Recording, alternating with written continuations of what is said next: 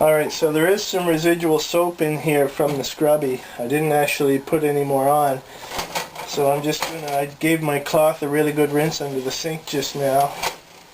I'm going to give it a good wipe out to make sure there's no more residual soap. And if there's too much water in here, it's actually not bad right now, then what I will do is just turn my burner on 3 and let it heat up and evaporate any water just to dry out the pan. If you put it away with even a few drops of water on it, that's going to cause it to rust.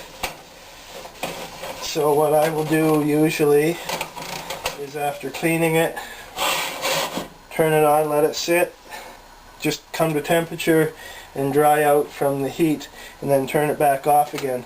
This one is a bit more of a mess than the other one. Oh, just in case you didn't see that seasoning very well, the lack of seasoning, let's get a close-up on it.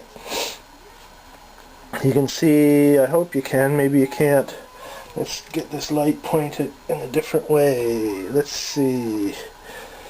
I hope you can see there, it's got a very light color, losing the seasoning on it. Anyway, so this one is going to be, because of those sugars that were in there, there we go, because of those sugars that were on the bacon, that's really cooked on there well. Oh boy. It's really cooked on there well. This is going to be a bit of a pain to clean. But what I'm going to do, I'm going to use some soap. I'm going to use my scrubby. I'll get all this crap out of there. Oh god, that's gross. Ugh. Yeah, it is kind of gross, but guess what? Your hands wash pretty easily.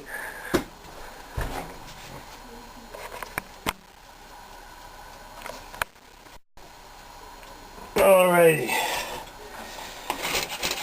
I'm just going to give this as much of a cleaning as I can with the wood.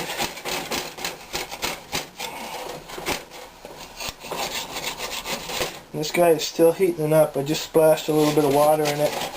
No big deal. I have the heat on over there. I'm going to dry that sucker out. Or you can put it in a hot oven. Sometimes I'll flip it upside down in the oven.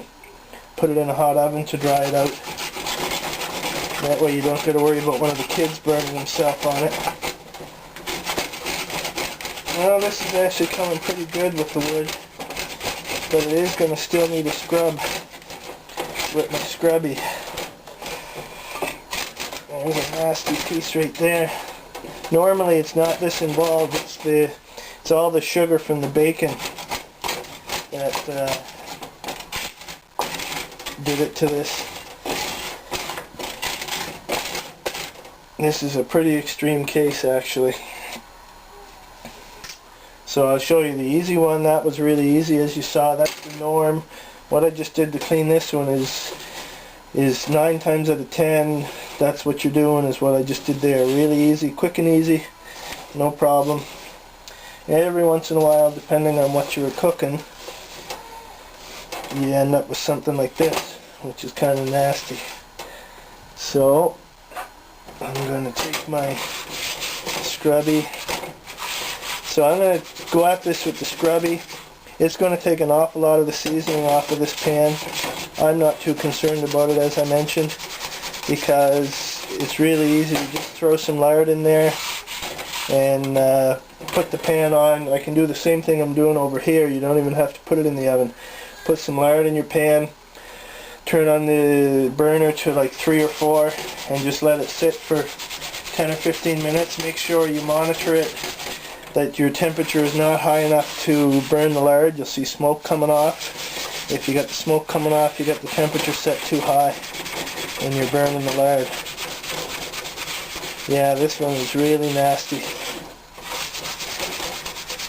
And the reason why, normally my bacon doesn't do this, but I had a few strips that were pre-cut, pre-sliced. They call it side pork, and the butcher had pre-sliced it, which I didn't really want. I like to leave the belly in chunks for making my bacon, and when it's pre-sliced, when you cure it and smoke it, it ends up taking on, because of the larger surface area, of the cut, it ends up taking on more salt and more of the sugars into the piece of meat. Normally when I do it in slabs and then cut the slabs, the slices don't end up doing this. So this is more a fault of the butcher who did something with the slab of belly that really you normally don't want done.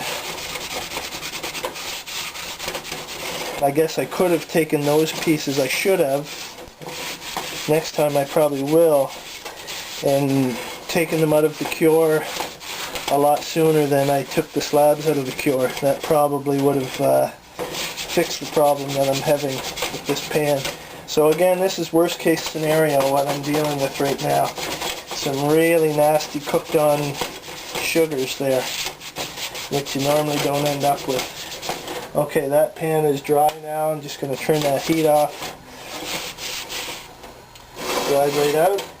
There you see it, and you can probably still see the spot there where I scrubbed it really hard, just to show you what it looks like when you lose your seasoning.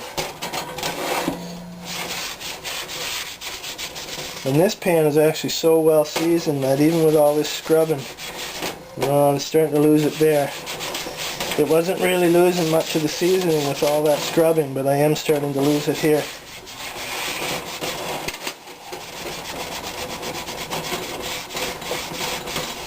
So that's basically all there is to looking after your pan.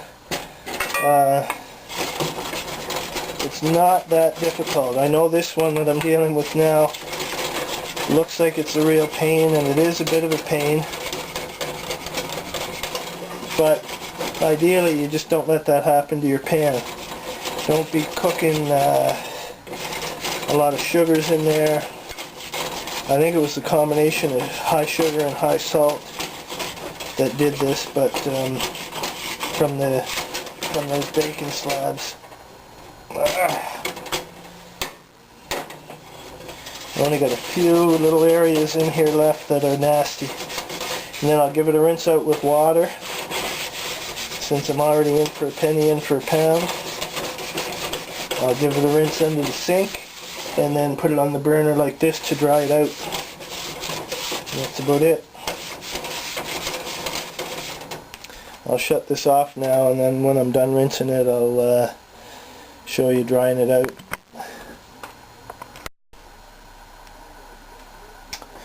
Alright, so you can see there, yeah, you can see that due to all the scrubbing, most of the seasoning is gone from this pan. I'm going to turn on the burner here and dry that out, and then I'm just going to throw some lard in, just regular lard that you get from the supermarket. Look at the color, how light that color is. That shows you that the seasoning is just about gone from there. Again, I want to stress that was a worst case scenario pan, and it only ends up getting that way if you do something wrong to begin with, something wrong with your cooking or whatever. In my case, I just had way too much salt and sugar in the pan, and that's what caused it. So I'm going to let that dry out and then put some lard in there. So this guy again is all dried out, a little bit warm. Most of the seasoning's still intact, just the one part up here where I scrubbed it really hard on purpose just to show you what that looks like. But again, I'll cook something in there and it'll re-season. Next time I make pancakes in there, I'll just rub some lard in that corner. We're done, no big deal.